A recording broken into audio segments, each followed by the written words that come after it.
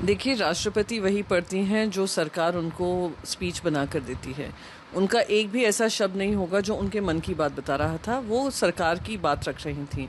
अब सरकार की बात को लेकर उन्होंने कहा हमें बहुमत वाली सरकार आई। भारतीय जनता पार्टी को बहुमत नहीं मिला। ये सरकार जो आई है ये टीडीपी और जेडीयू के अलायंस के साथ आई है और बाकी सारे अलायंस के साथ आई है। दूसरी बात, उन्होंने युवाओं के बारे में बात की, पर ना बेरोज़गारी के ऊपर कुछ कहा, ना जो नीट पेपर एग्ज़ाम लीक हुए हैं उसकी इन्वेस्टिगेशन क्या होगा, कार्रवाई क्या होगी, बच्चों को जो ये प्रॉब्लम का सामना करना पड़ रहा है जहाँ वो एग्ज़ाम दे देते हैं और वो एग्ज़ाम कैंसिल हो जाते हैं या उनका फ्यूचर अनसर्टेन दिख रहा है, उसके बारे में कोई चर्चा नहीं की। बस अपने खुद की महिमा मंडन कर रहे हैं। और रही बात युवाओं की, एक और चीज़ मैं कहना चाहूँगी, उम्मीद थी कि वो अग्निवीर पर भी चर्चा करती।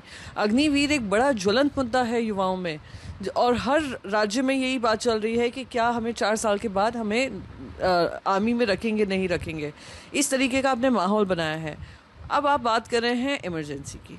इमरजेंसी 5 दशक पहले हुआ। 5 दशक पहले, जैसे मैं बार बार कहती आई हूँ, वहाँ से जनता ने सबक सिखाया, सबक सीखे, फिर से जनता का विश्वास जीत कर वापस लौटे।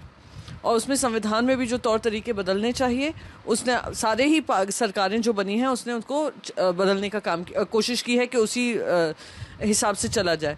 तो बार बार ये कॉन्स्टिट्यूशन इमरजेंसी का ढोल पीटना, मैं मानती हूँ कि कहीं ना कहीं जनता भी कहेगी कि ये 5 दशक पुरानी बात हमें नहीं बात करिए, हमारे जो दिन में रोज़गार की दिक्कतें हैं, जो हमारी महंगाई की दिक्कतें हैं, उन पर चर्चा करिए मोदी जी।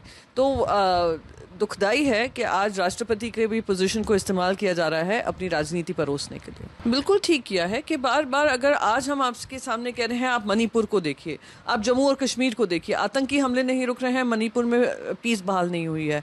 हम आपसे कह रहे हैं महंगाई देखिए, हम आपसे कह रहे हैं युवाओं की दिक्कतें देखिए, हम आपसे कह रहे हैं महिलाओं की सुरक्षा देखिए, हम कह रहे हैं ट्रेन के एक्सीडेंट्स हो रहे हैं, ट्रेन दुर्घटनाएं हो रही हैं, ट्रेन की सर्विसेज नहीं मिल रही हैं, आप उसको देखिए। पर आप उन सब से हटकर 5 दशक पहले क्या हुआ उसकी इतिहास लाएंगे तो वो इतिहास प्रधानमंत्री खुद 2014 से पहले और 2014 के बाद करीब 3,365 बार रट चुके हैं, बोल चुके हैं।